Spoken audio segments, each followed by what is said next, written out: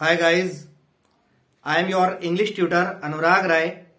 In this video, I am going to explain important questions and answers of the third chapter from your English textbook Flamingo class 12th. The name of the chapter is Deep Water, written by William Douglas. I will explain these important questions and answers thoroughly in Hindi so that it may be easier for you to learn and memorize them.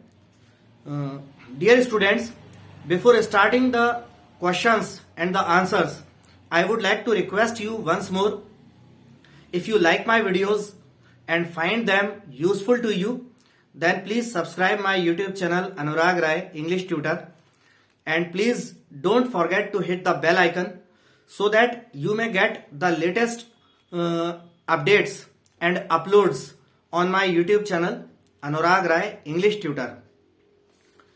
तो students, chapter का नाम मैं फिर से repeat कर देता हूं.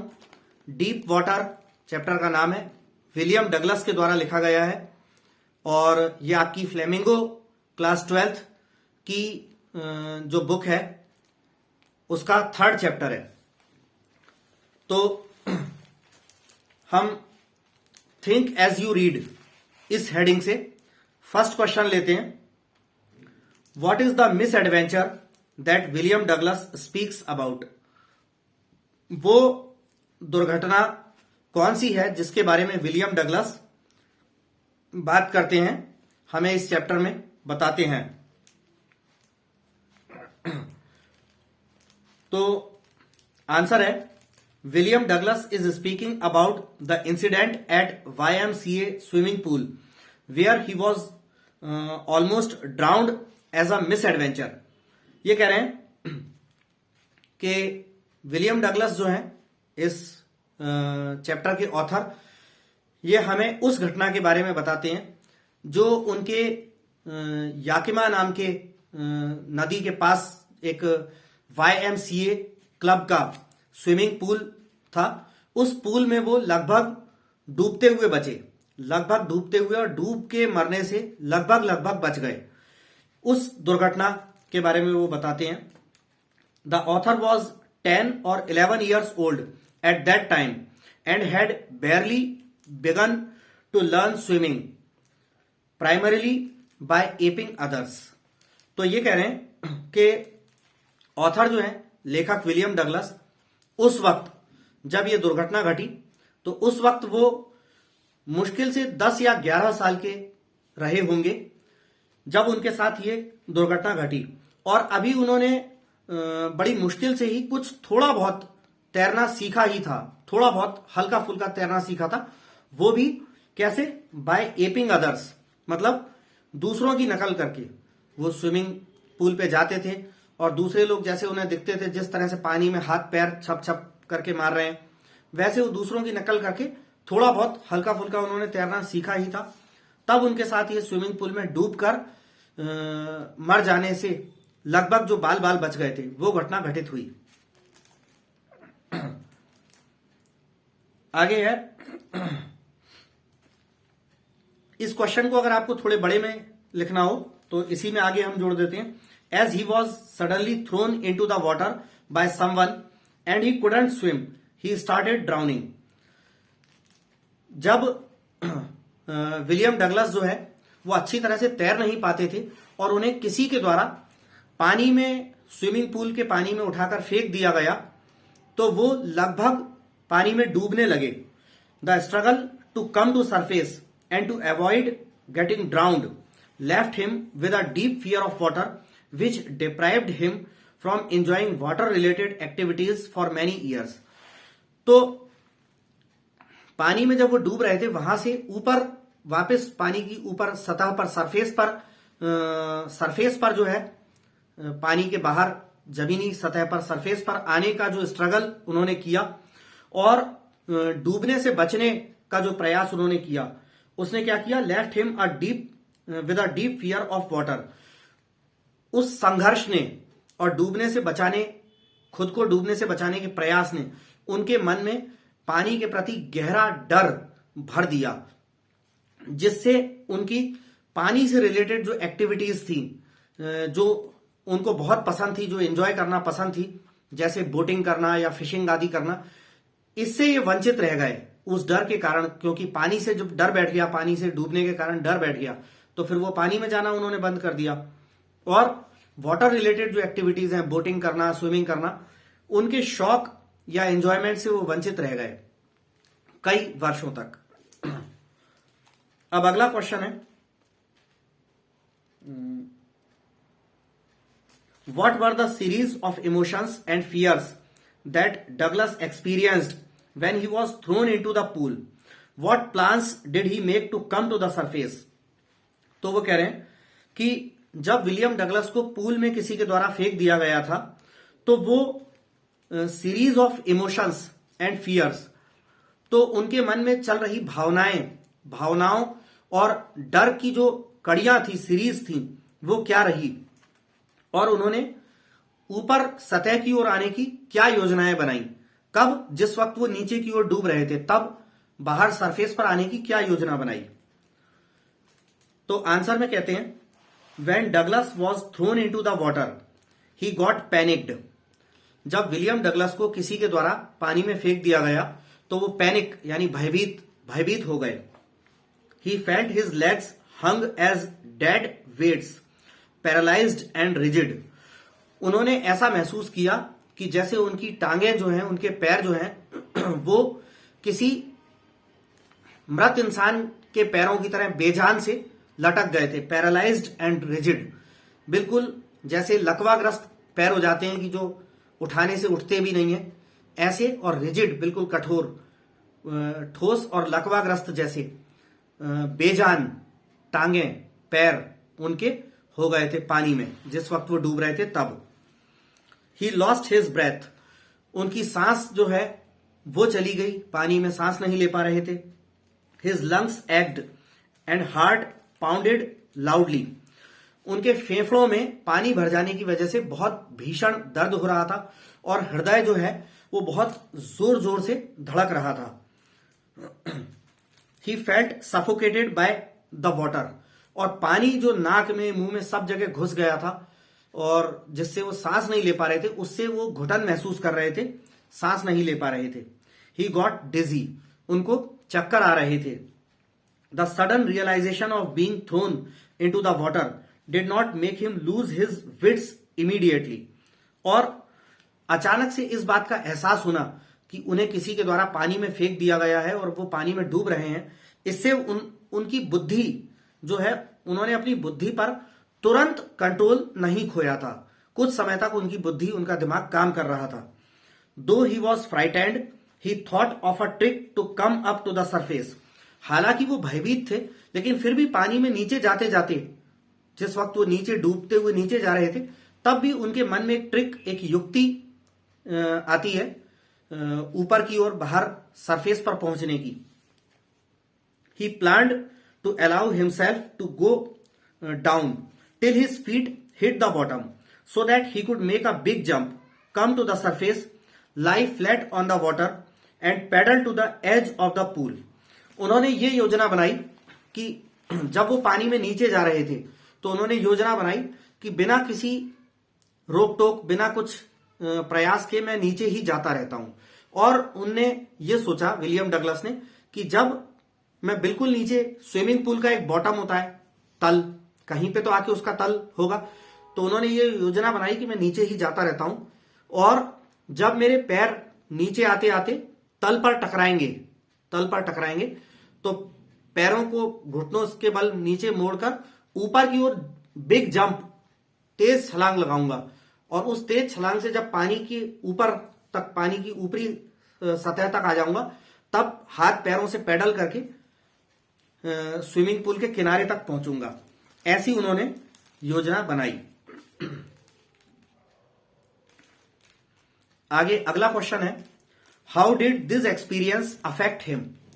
इस अनुभव ने विलियम डगलस पर किस प्रकार प्रभाव डाला? तो आंसर है, this experience revived his aversion to water. Aversion का मतलब होता है विरक्ति या अरुचि यानी मन का हट जाना, तो ये कह रहे हैं, और रिवाइव यानी पुनर्जीवित कर देना। ये जो एक्सपीरियंस रहा, कौन सा वाला experience? Swimming YMCA swimming pool में किसी के द्वारा फेंक दिया जाना और स्विमिंग पूल में डूबकर मरते से बचना। इस एक्सपीरियंस ने पानी के प्रति उनकी पहले से भी कुछ विरक्ति थी, पानी से वो दूर बचना चाहते थे, उसको दोबारा से पुनर्जीवित कर दिया। उस विरक्ति, पानी के प्रति उस घृणा को दोबारा से इस एक्सपीरियंस ने पुनर्जीवित कर दिया। He shook and cried when he laid on his bed. जब वो उस दिन स्विमिंग पूल में जैसे तैसे जिंदा बच गए, वहां से वापस किसी के द्वारा निकाल लिए गए, जिंदा बच गए, तो जब वो घर गए तो बुरी तरह से कांप गए, वो कांपे हुए थे। और जब वो अपने बिस्तर पर लेटे रात में सोने के लिए, आराम करने के लिए, तो बहुत रोने लगे। He couldn't eat that night. उस रात उन्होंने कुछ नहीं खाया। For days there was a haunting fear in his heart. कई दिनों तक उनके दिल में, उनके मन में, उनके हृदय में, हॉन्टिंग का मतलब होता है बार बार आने वाला, तो उनके मन में बार बार रह रहकर वो डर आता रहता था कई दिनों तक। The slightest exertion upset him, making him wobbly in the knees and sick to his stomach. Exertion का मतलब होता है कोई मेहनत, मशक्कत या तनाव, कोई काम आदि, जिससे, ऐसा कोई काम वगैरह जिससे हमारे शरीर को थकान होती हो, एक्सर्शन। तो हल्का सा भी जो तनाव था या हल्का सा भी कोई काम करते थे तो वो उन्हें जो है उनके शरीर को निढाल महसूस कराता था कई दिनों तक। Making him wobbly in the नीज, और उनके घुटने, पैर जवाब दे जाते थे, घुटने लड़खड़ा जाते थे। And sick to his stomach, और उन्हें उल्टी सी आती थी कई दिनों तक। He never went back to the pool. वो फिर उसके बाद विलियम डगलस लेखक जो है, लेखक उस पूल में दोबारा कभी लौटकर नहीं गया। He feared water and avoided it whenever he could. और लेखक जो है वो पानी से डरने लगा, और जब कभी भी हो सकता था वो पानी के पास जाने से बचता था। अगली हेडिंग है थिंक एज यू रीड। इस हेडिंग का फर्स्ट क्वेश्चन हम लेते हैं। Why was Douglas determined to get over his fear of water. Douglas जो है पानी के प्रति उनके मन में जो डर बैठ गया था, भय बैठ गया था, उसे दूर करने के लिए दृढ़ निश्चयी क्यों थे? क्यों एकदम ठान के दृढ़ निश्चय लेकर बैठे थे? दृढ़ निश्चयी क्यों हो गए थे? पानी के प्रति उनके मन में जो डर था उसे दूर करने के लिए। तो आंसर में है the fear of water ruined his fishing trips, deprived him of the joy of canoeing, boating and swimming।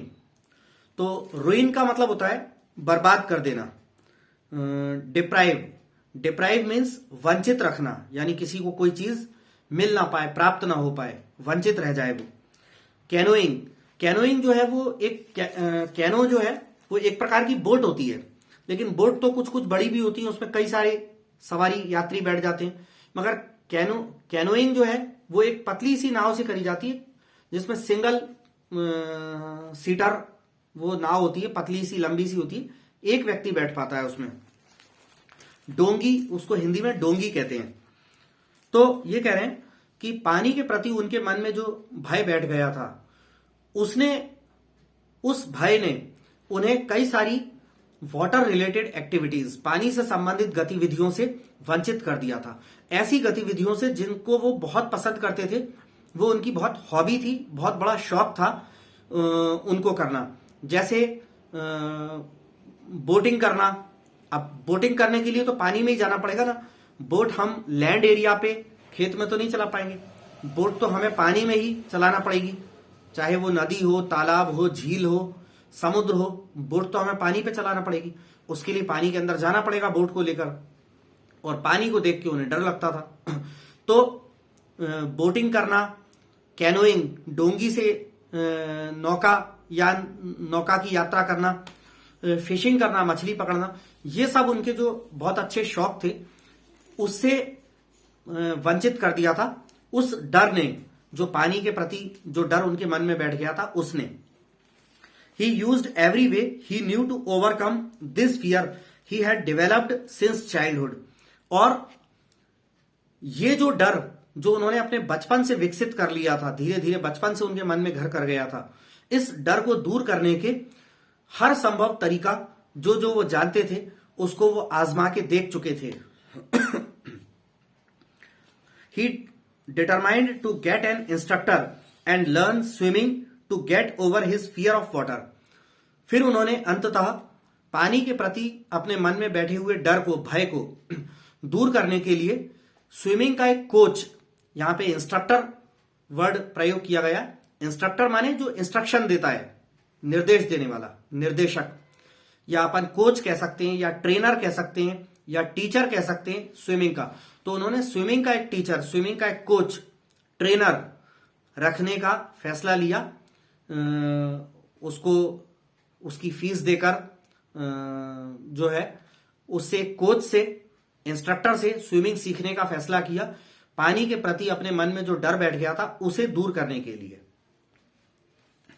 अगला क्वेश्चन है, how did the instructor build a swimmer out of Douglas. Instructor ने William Douglas के अंदर से कैसे एक swimmer को, तैराक को तैयार किया। तो आंसर में बोलते हैं, the instructor built a swimmer out of Douglas piece by piece. Instructor ने विलियम डगलस में से धीरे धीरे करके, टुकड़े टुकड़े में, टुकड़ों टुकड़ों में एक तैराक का निर्माण किया। यानी टुकड़ों टुकड़ों में का मतलब है कि उन्होंने स्विमिंग की जो तरीके होते हैं, स्विमिंग की जो भी उनकी ट्रिक्स होती हैं, किस तरह से स्विमिंग करना है, या स्विमिंग की जो जो स्टाइल्स होती हैं, back stroke, breast stroke, side stroke आदि, ये जो भी, तो ये इस तरह की जो उन्हें सिखाई, वो टुकड़ों टुकड़ों में सिखाई कि पहले पानी के अंदर डुबकी लगाना, पानी के अंदर थोड़ी देर तक कैसे सांस रोकना, ऐसे टुकड़ों टुकड़ों में उन्होंने, इंस्ट्रक्टर ने इनको सिखाया विलियम डगलस को। For 3 months he held him high on a rope attached to his belt. 3 महीने तक तो इंस्ट्रक्टर ने क्या किया कि विलियम डगलस के कमर पर एक चौड़ा, अच्छा मजबूत चौड़ा लेदर का बेल्ट होता था। उस बेल्ट में हुक लगा होता था। उस हुक में एक रस्सी बांधकर ऊपर, स्विमिंग पूल के ऊपर एक रस्सी पर एक पुली, एक घिर्री होती थी, उस पे से वो रस्सी जाकर पीछे इंस्ट्रक्टर पकड़े रहता था, ताकि लेखक जो है वो स्विमिंग पूल में जब तैराकी के लिए पानी के अंदर आए तो ज्यादा नीचे ना जा पाए, ऊपर ही वो रस्सी से, क्योंकि कमर पे बेल्ट है और बेल्ट के हुक में रस्सी बंधी है, तो रस्सी से वो पानी के ऊपर ऊपर ही रखता था इंस्ट्रक्टर, कि पानी के ऊपर ही रहे, नीचे गहरे पानी में ना जा पाए। 3 महीने तक इंस्ट्रक्टर ने ऐसे किया। आगे, he went back and fourth across the pool. लेखक जो है बैक एंड फोर्थ, पूल में तैरता हुआ आगे जाता था, पीछे आता था। Panic seized Douglas every time his head went under water as the instructor taught him to put his face under water and exhale and to raise his nose and inhale.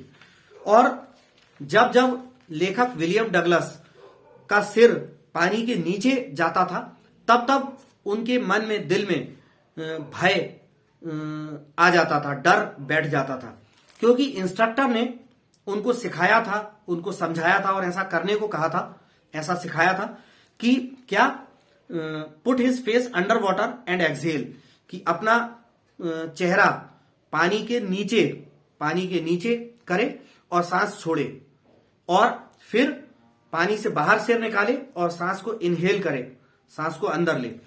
ऐसे इंस्ट्रक्टर ने करने को कहा था, इस तरह से सिखाया था। तो जब जब वो पानी के नीचे सिर ले जाता लेखक, तब तब उसके मन में डर आ जाता। Then he had to kick with his legs for many weeks till they gradually relaxed. फिर कई सप्ताह तक लेखक को स्विमिंग पूल के पानी में अपने पैरों को चलाने का, पैरों से पानी पर प्रहार करने का, किक करने का कई सप्ताह तक प्रैक्टिस करनी पड़ी, जब तक कि उनके पैर जो हैं एकदम रिलैक्स नहीं हो गए, पानी में आराम से नहीं हो गए। क्योंकि पहले तो पानी में उनके पैर ऐसे हो जाते थे, बिल्कुल रिजिड, कठोर हो जाते थे, जैसे कोई पैरालाइज्ड हो गए हों। तो अब पैर जो है विलियम डगलस के पैर पानी में अच्छी तरह से चलने लगे। After 7 months the instructor told him to swim across the length of the pool. और 7 महीने के बाद इंस्ट्रक्टर ने उन्हें बिना रस्सी के, कमर पे बिना रस्सी बांधे, पूरा स्विमिंग पूल की एक छोर से, एक एंड से दूसरे एंड तक की, दूसरे छोर तक की जो लंबाई थी उसको तैरने को कहा, और विलियम डगलस ने तैरा। इसके बाद नेक्स्ट क्वेश्चन है, how did William Douglas make sure that he conquered the old terror. लेखक विलियम डगलस ने यह कैसे सुनिश्चित किया कि उसके मन में से पानी के प्रति जो पुराना भय या आतंक बैठ गया था वो निकल चुका है। इसको विलियम डगलस ने कैसे सुनिश्चित किया? तो आंसर है, Douglas still felt terror stricken when he was alone in the pool.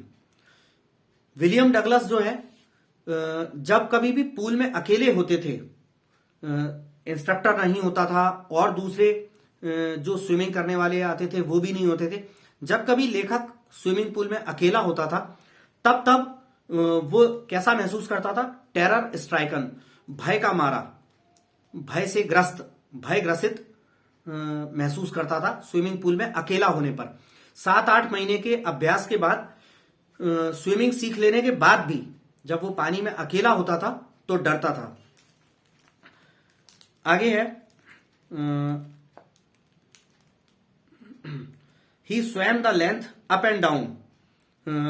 वो स्विमिंग पूल की जो लंबाई थी वो एक छोर से दूसरी छोर तक जाने का अभ्यास करता था। Tiny vestiges of the old terror would return but he would rebuke it and go for another length of the pool.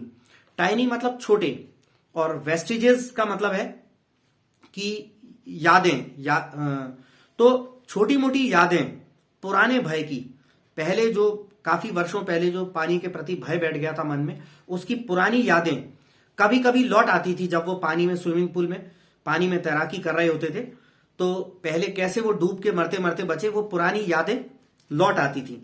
लेकिन वो अपने मन से ही, अपने मन ही मन उन पुरानी यादों को डांट देता था।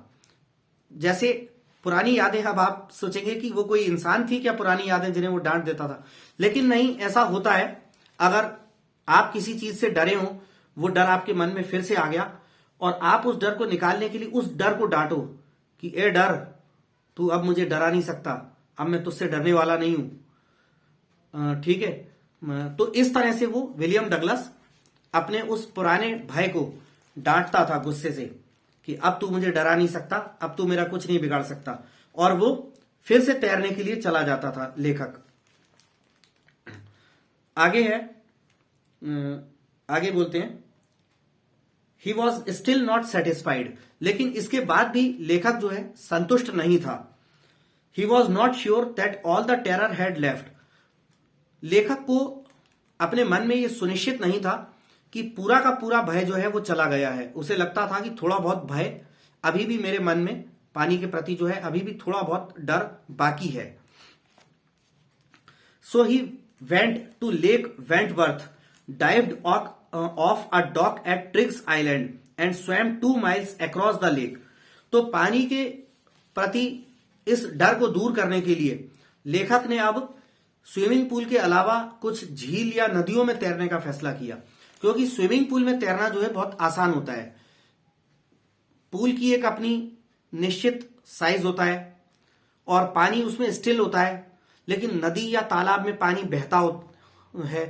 नदी का जो है बॉटम भी बिल्कुल प्लेन नहीं होता है। नदी के बॉटम में, रिवर बेड में तरह तरह की उबड़ खाबड़ चट्टानें सी निकली होती हैं। पानी का बहाव भी तेज होता है।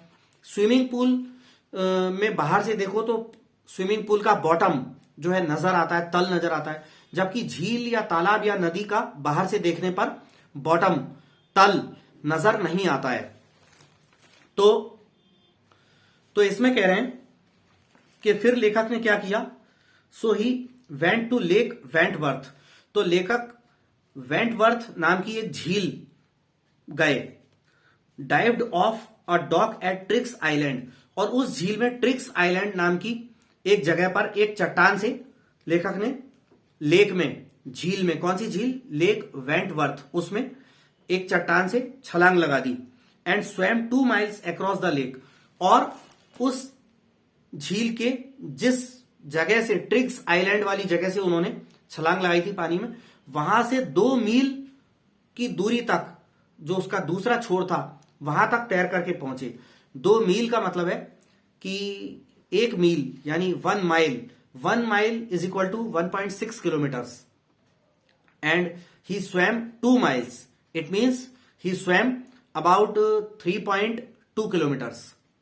तो लगभग 3 किलोमीटर, 3.25 किलोमीटर के आसपास लेखक ने 2 मील लिखा है कि उस लेक वेंटवर्थ में जाकर ट्रिक्स आइलैंड पर से छलांग लगाई और 2 मील यानी कि लगभग 3.25 किलोमीटर तैरकर गए। आगे है, yet he had residual doubts, लेकिन इसके बाद भी लेखक के मन में कुछ शंकाएं थोड़ी बहुत बची रह गई। So he went to Meade Glacier, dived into Warm Lake and swam across to the other shore and back. फिर उसके बाद लेखक जो है मीड ग्लेशियर नाम की जगह पर गए और वहां पर एक वार्म लेक नाम की एक झील है, उसमें उन्होंने छलांग लगाई और जहां से छलांग लगाई वहां से दूसरे छोर तक तैरकर गए और दूसरे छोर से वापस वहीं पर लौटकर तैरते हुए आए। Thus he made sure that he had conquered the old terror. इस प्रकार लेखक ने यह सुनिश्चित किया कि उन्होंने पानी के प्रति उनके मन में जो भय बैठा हुआ था उस पर पूरी तरह से विजय प्राप्त कर ली थी।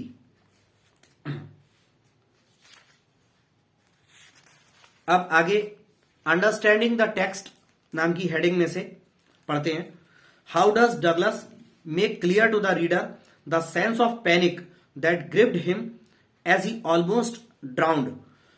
विलियम डगलस ने ये कह रहे हैं कि जब वो लगभग डूब के मरते मरते बचे तो जो सेंस ऑफ पैनिक, भय की जो अनुभूति थी जिसमें वो ग्रिप हो गए थे, पकड़ गए थे, जकड़ गए थे, भय की वो अनुभूति जिसमें वो पकड़ गए थे, वो रीडर्स को, हम पाठकों को वो कैसे क्लियर करते हैं।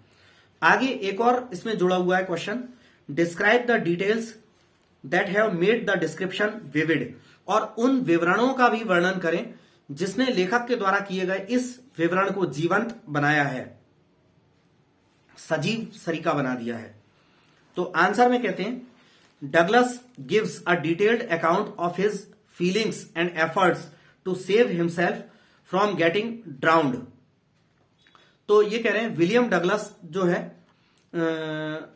विलियम डगलस ने अपनी भावनाओं का पूरा विस्तृत ब्यौरा दिया है, अपनी भावनाओं का पूरा विस्तृत विवरण दिया है, ब्यौरा दिया है, और अपने प्रयासों का, एफर्ट्स का, अपने आप को डूबने से बचाने का, तो स्वयं को डूबने से बचाने के जो उनके एफर्ट्स थे, प्रयास थे, उसका, और उसके दौरान जो उनकी भावनाएं रही उनका हम पाठकों को पूरा विस्तृत विवरण विलियम डगलस देते हैं।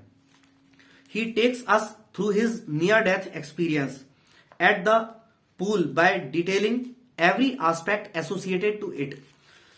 लेखक जो है अपनी निकट आई हुई मृत्यु, हमें लेखक ले चलते हैं हमें अपनी निकट आई हुई मृत्यु के उस एक्सपीरियंस के पास जो उन्होंने पूल पर, स्विमिंग पूल पर अनुभव किया, और कैसे इससे जुड़े हुए हर एक पहलू का डिटेल में हमको वर्णन देकर।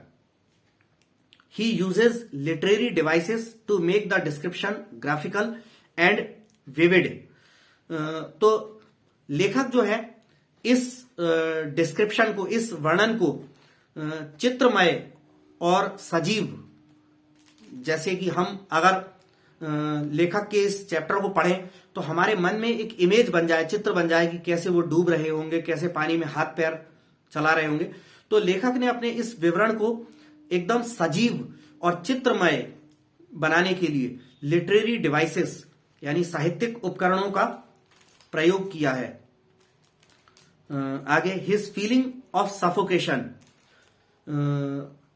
सांस घुटने की, दम घुटने की उनकी भावना, फियर भय and losing hold on sense perceptions make the readers experience what he does, और अपनी भावनाओं को खोने का अनुभव, उनकी भावनाओं को पर से पकड़ खो देने का अनुभव, यानी ये तीन चीजें, सफोकेशन की फीलिंग, घुटन की फीलिंग, भय और अपनी भावनाओं के ऊपर पकड़ को खोना, भावनाओं की पकड़ पर से ढीला होना, ये सब रीडर्स को, हम पाठकों को महसूस कराते हैं कि उन्होंने क्या किया होगा या क्या महसूस किया होगा। अगला नेक्स्ट क्वेश्चन है, how does Douglas overcome his fear of water.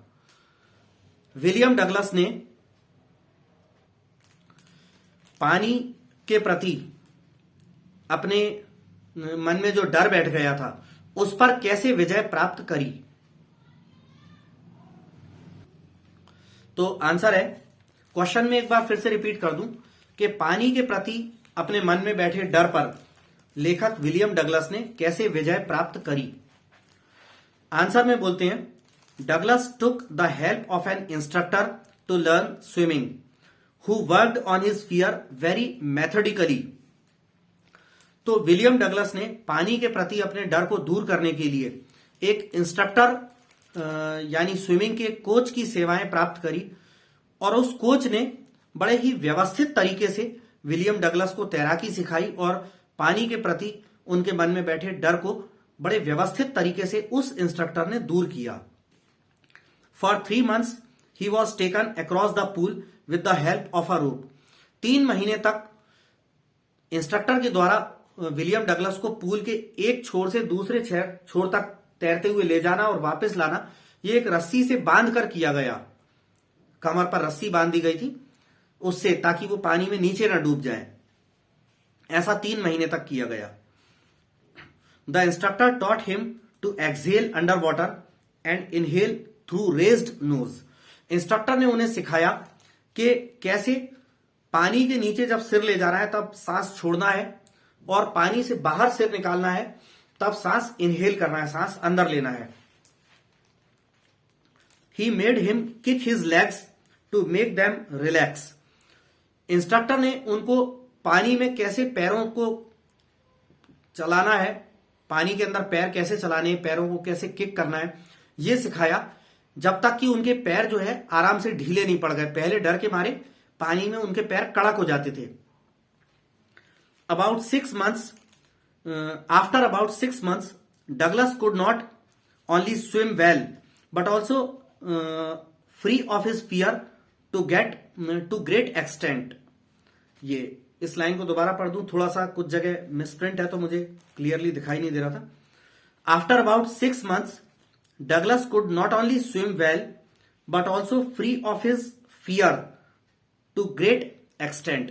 ये कह रहे हैं लगभग 6 महीने के बाद ना सिर्फ विलियम डगलस अच्छी तरह से तैरना सीख गए, बल्कि अपने डर को उन्होंने काफी हद तक डर पर भी विजय प्राप्त कर ली थी। क्योंकि जैसे जैसे पानी में तैरना सीख गए तो वैसे वैसे डर कम हो गया डूबने का, क्योंकि इंसान पानी में तब डूबता है जब उसे तैरना नहीं आता, लेकिन जैसे जैसे वो तैरना सीखने लगता है और अच्छी तरह सीख जाता है तो डूबने का डर वैसे वैसे धीरे धीरे कम हो जाता है। तो काफी हद तक वो अच्छा तैरना सीख गए थे और काफी हद तक उनका डर भी दूर हो गया था, लेकिन पूरी तरह से खत्म नहीं हुआ था। He swam alone in the pool. उसके बाद वो पूल में अकेले तैरने लगे। He swam 2 miles across Lake Wentworth and the whole length to the shore and back to Warm Lake. उन्होंने लेक वेंटवर्थ नाम की झील में जाकर 2 मील 3.25 किलोमीटर के लगभग तैरा, और उसके बाद उन्होंने वॉर्म लेक, मीड ग्लेशियर पर जाकर वॉर्म लेक नाम की झील में भी एक छोर से तैरकर बिल्कुल दूसरे छोर तक गए और वापस उस दूसरे छोर से पहले छोर तक लौटकर आए। Thus he overcame his fear of water. इस प्रकार उन्होंने अपनी पानी के प्रति, पानी का जो डर उनके मन में था, उस पर उन्होंने इस प्रकार विजय प्राप्त करी।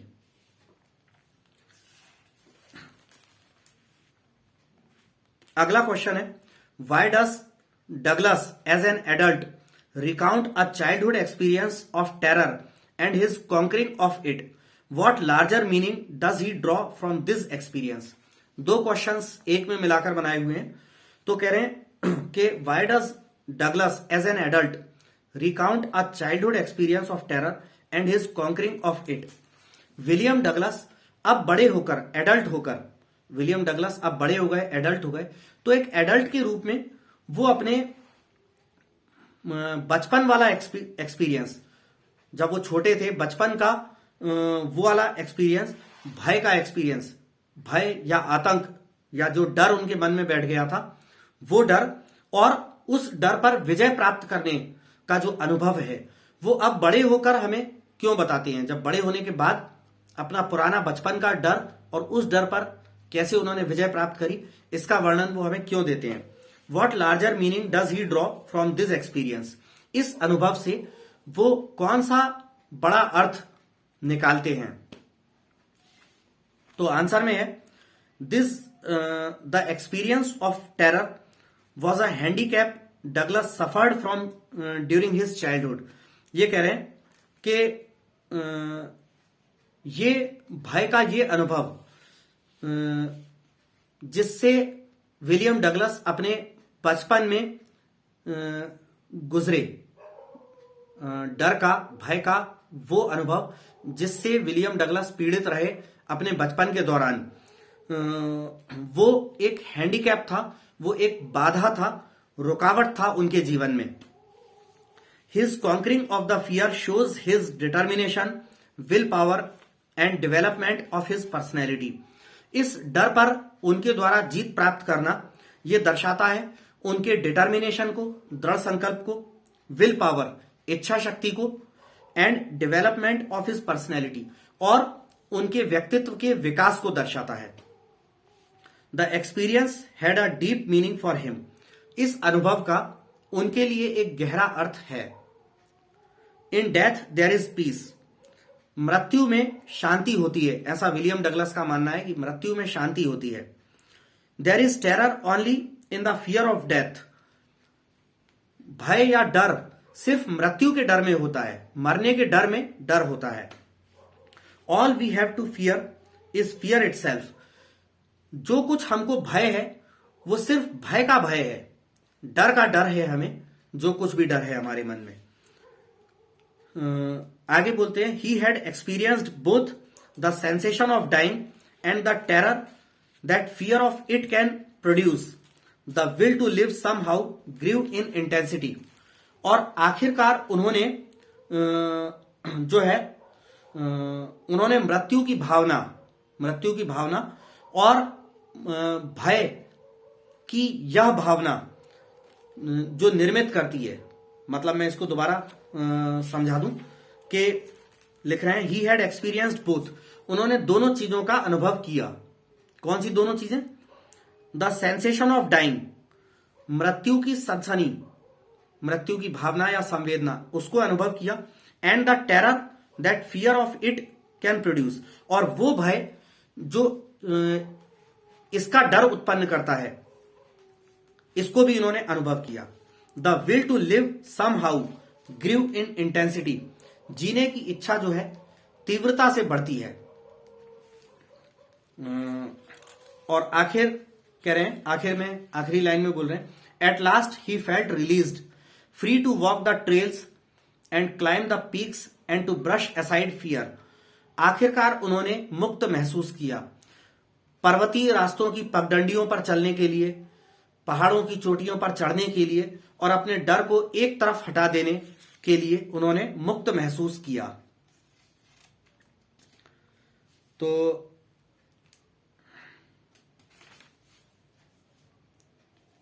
इस चैप्टर के हम इतने ही क्वेश्चंस को कवर कर रहे हैं। कुछ एक दो क्वेश्चंस और भी हैं जो कि कोई खास नहीं है, अनइम्पॉर्टेंट सरीके हैं। तो हमने इतने क्वेश्चंस को इस चैप्टर में कवर किया है और बहुत जल्दी ही मैं अपने यूट्यूब चैनल पर इससे आगे वाला 4th चैप्टर जो है उसके इंपॉर्टेंट क्वेश्चन आंसर्स का वीडियो लेक्चर भी अपलोड करने वाला हूं। तब तक के लिए धन्यवाद। Thank you very much.